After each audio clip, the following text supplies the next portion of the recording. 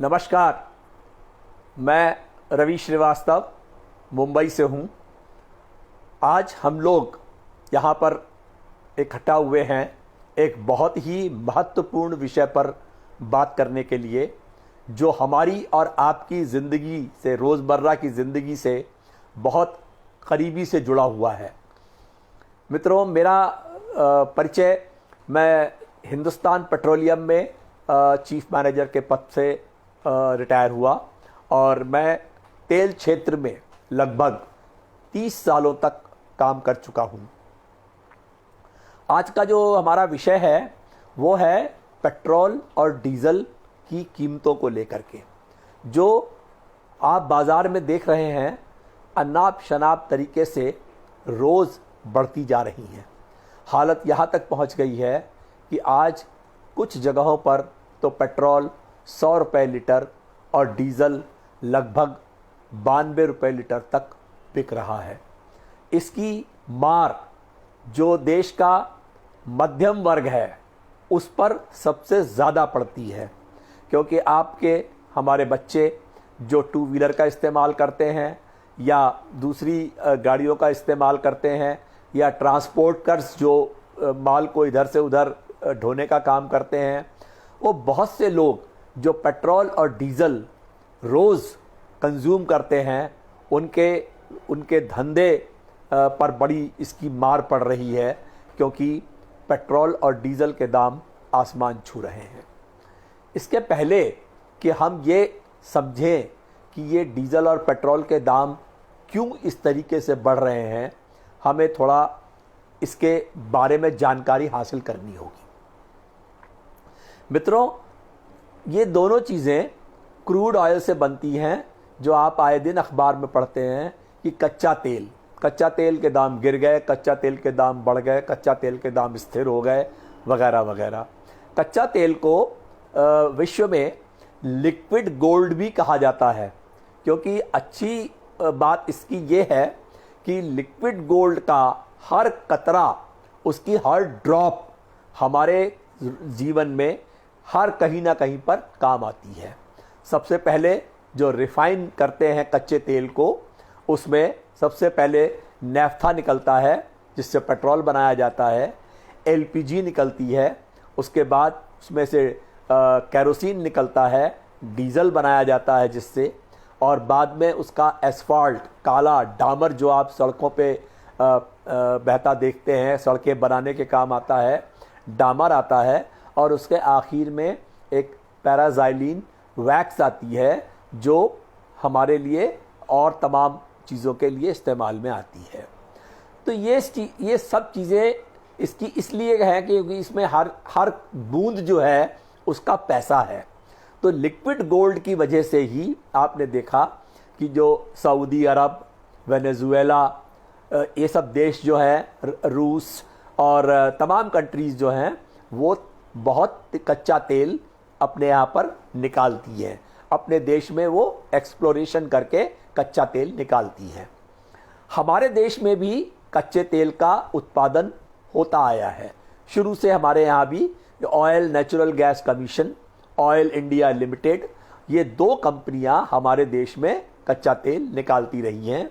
बाद में इसका कॉन्ट्रैक्ट रिलायंस को भी दिया गया, जिन्होंने कच्चा तेल और गैस ईस्टर्न रीजन के जो समुद्र है उसमें से निकालने की कोशिश की और निकाला गया है। मित्रों, अब क्या होता है कि हमारे देश में जो कच्चे तेल का उत्पादन है वो लगातार गिरता ही जा रहा है। उसकी वजह यह है कि जो कच्चे तेल के प्लेटफॉर्म्स हैं, जो पन्ना हीरा, जिसमें अभी कल परसों तूफान की वजह से काफ़ी नुकसान भी हुआ है, और जो हमारे बॉम्बे हाई और जगहों पर जहाँ कराईकल में तमिलनाडु के पास जहाँ कच्चा तेल निकलता है, वहाँ पे उत्पादन बराबर कम होता जा रहा है। कम होने की वजह से हमें कच्चे तेल का विश्व से आयात करना पड़ता है, और आज स्थिति ऐसी बन गई है कि 1987-88 में हम लगभग अपनी मांग जो उस समय 70-80 मिलियन टन थी, उसका हम आधा अपने देश में निकाल लेते थे और आधा हमें विदेशों से आयात करना पड़ता था। आज स्थिति ऐसी बन गई है कि 85% तेल हमें दूसरे देशों से खरीदना पड़ता है और केवल 15% तेल हमारे देश के अंदर अपना निकाला जाता है। तो कहने का मतलब यह है कि आज हम दुनिया की तरफ अपना मुंह उठाकर देखते हैं कि वो हमें कच्चा तेल बेचे और हम उस कच्चे तेल को रिफाइन करके पेट्रोल और डीजल बना के पंपों के द्वारा आपके घर तक भेजे, या एलपीजी भी हमें आधी जो हमारी मांग है वो आधी एलपीजी हमें आज भी आयात करनी पड़ती है और इसकी वजह से देश से हर साल हजारों करोड़ रुपए की विदेशी मुद्रा बाहर जाती है। ये तो एक पहलू हुआ। ये पहलू ये है कि अगर विश्व में तेल के दाम बढ़ते या घटते हैं तो हमें उसका फायदा या नुकसान होता है। अभी की स्थिति ऐसी बनती है कि विश्व के जो बड़े बड़े देश, जो बड़े एक्सप्लोरेशन करने वाले देश हैं, दुनिया में सबसे बड़ा उत्पादक सऊदी अरेबिया है कच्चे तेल का, और सबसे बड़ा consumer United states of America है। तो स्थिति यह है कि हम जो कच्चा तेल लेते हैं वो बहुत सारी कंट्रीज से लेते हैं। हम वेनेजुएला से लेते हैं, हम सऊदी अरेबिया से लेते हैं, हम कतार से लेते हैं, बहुत सारे देशों से कच्चा तेल खरीदते हैं। तो उस कच्चे तेल को के दाम में अगर ऊपर नीचे होता है तो उसके कारण हमारी इस जो पेट्रोल की प्राइस है उस पर असर पड़ता है। भारत में सन 2000 तक ये जो पेट्रोल और डीजल की प्राइस थी वो नियंत्रित थी।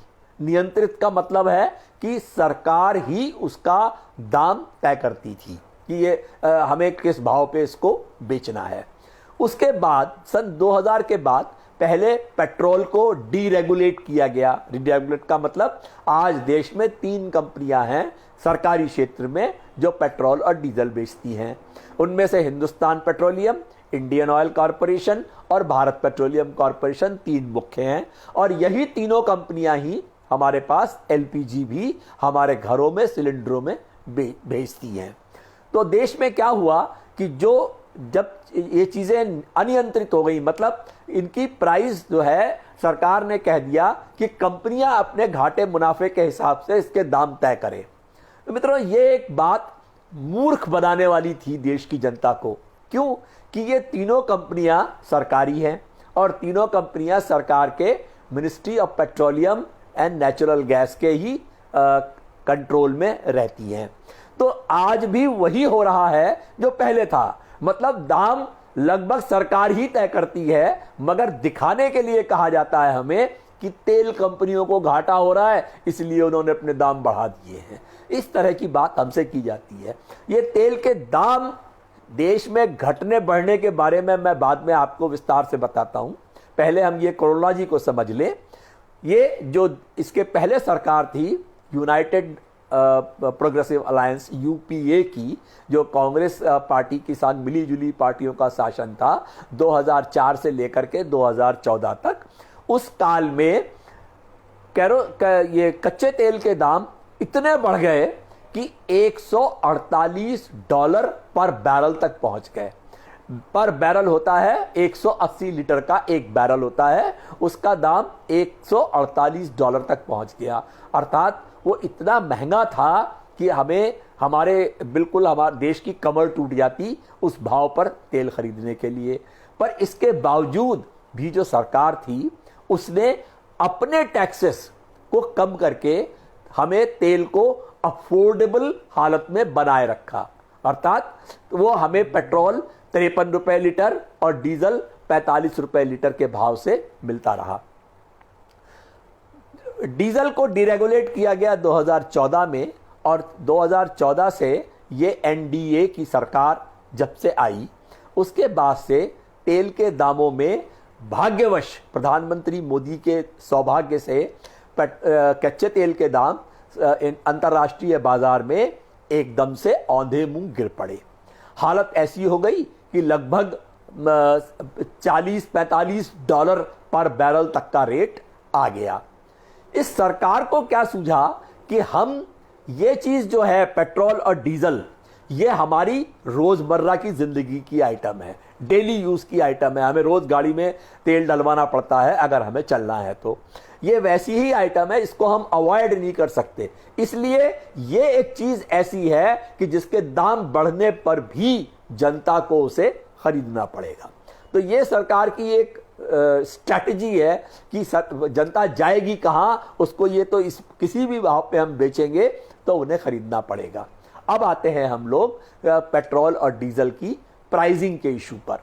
प्राइसिंग का इशू ऐसा है कि जो पेट्रोल और डीजल रिफाइनरीज में बनता है उसमें कैरोसिन, डीजल और पेट्रोल तीनों की कीमत एक बराबर होती है।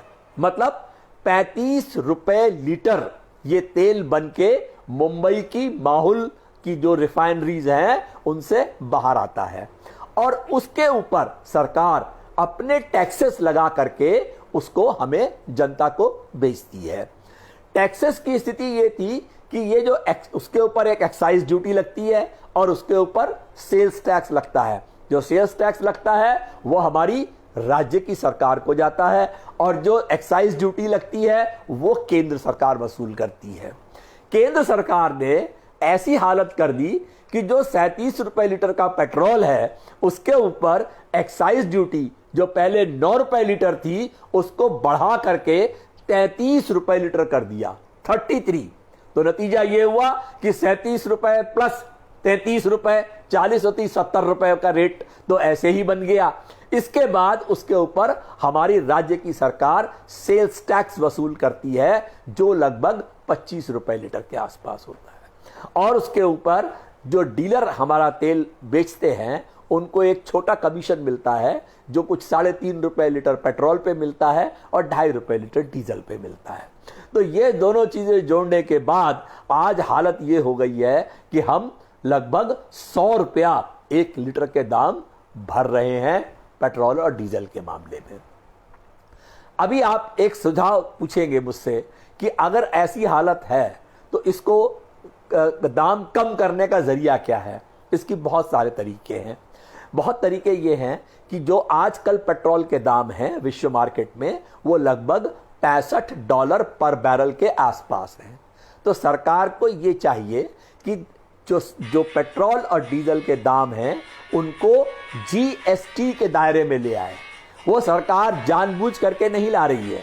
जो जीएसटी आप समझते हैं, जो पेट्रोल डीजल जो हर चीज़ के ऊपर जो हम पार्ले जी के 5 रुपए के बिस्कुट के पैकेट पर भी हम 50 पैसे का जीएसटी भरते हैं, वो जीएसटी लाया जाए और पेट्रोल डीजल पे लगाया जाए।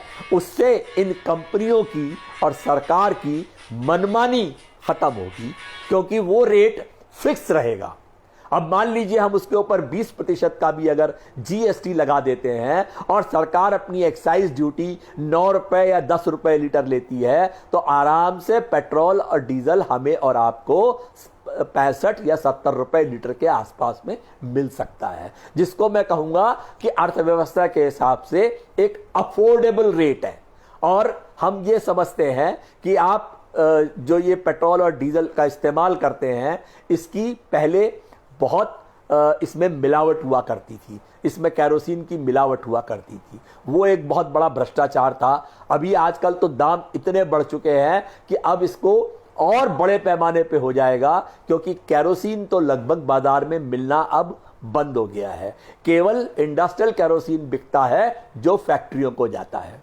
तो ये एक स्थिति ऐसी बनी है कि ऐसा अगर सरकार कदम उठाए कि पेट्रोल और डीजल को या तो जीएसटी में लाए या उसके ऊपर अपने टैक्सेस कम करे। अभी हम ये बोलते हैं कि अगर केंद्र सरकार कम करे तो राज्य सरकार कम क्यों ना करे। देखिए ये एक मिल्क काऊ है, एक दुधारू गाय है। इसमें हर व्यक्ति पैसा बनाने को देखता है, चाहे वो केंद्र की सरकार हो चाहे राज्य की सरकार हो। केंद्र की सरकार कहती है हम इस पैसे से विकास कर रहे हैं। मैं विकास पर नहीं जाऊंगा, विकास की आजकल देश में जो स्थिति है वो मुझसे बेहतर आप सब लोग जानते हैं। तो विकास की बात तो हम नहीं करें, मगर ये एक विनाश जरूर हो रहा है जो 100 रुपए लीटर के हिसाब से और 90 रुपए लीटर के हिसाब से हमें पेट्रोल और डीजल बाजार से खरीदना पड़ रहा है। इसी प्रकार से जो एलपीजी गैस है वो भी बहुत ज़्यादा, उस पर भी टैक्स लगाए गए हैं, क्योंकि जो सरकार कहती है कि हमने एक उज्ज्वला योजना चलाई, जो गरीब लोगों के घरों में हमने सिलेंडर दिए हैं, ये उनकी वजह से इसकी भरपाई जो मध्यम वर्ग के लोग हैं या उच्च वर्ग के लोग हैं उन्हें करनी पड़ रही है। सच्चाई ये है कि उन्हें भी कुछ नहीं मिला, जो गरीब वर्ग के लोग थे उन्हें भी डीलरों ने किश्तों में दिया कि आप ये पैसे हमें वापस करिएगा और तब हम आपको ये गैस का सिलेंडर दूसरा तब हम आपको देंगे। और वो गैस का दाम भी इतना ज्यादा है कि जिन्हें गरीब कहा जाता है वो 500 रुपए का सिलेंडर वो भी खरीद पाने की स्थिति में नहीं है। मगर हो ये रहा है कि उसका बोझ मुझ पर और आप पर डाला गया है, जिसकी वजह से आज 850 रुपए का सिलेंडर हम लोगों को खरीदना पड़ रहा है। उस पर भी जो टैक्सेस हैं वो कम किए जाएं और टैक्स की जो ये टैक्स खोरी सरकार कर रही है इसको बंद किया जाए, ताकि हम राहत की सांस ले सकें। और इस समय में जब पिछले अप्रैल के महीने में हिस्टोरिकल इन्फ्लेशन 10.5% तक चला गया है, तो हम जो मध्यम वर्ग के लोग हैं या गरीब लोग हैं जिनकी कमर टूट रही है इसकी वजह से, उन्हें कुछ राहत की सांस मिल सके। बहुत बहुत धन्यवाद। मैं आपको आपने अपना समय दिया। यदि आप कोई भी प्रश्न पूछना चाहें तो मैं आपको उसका उत्तर देने का प्रयत्न करूंगा। जी।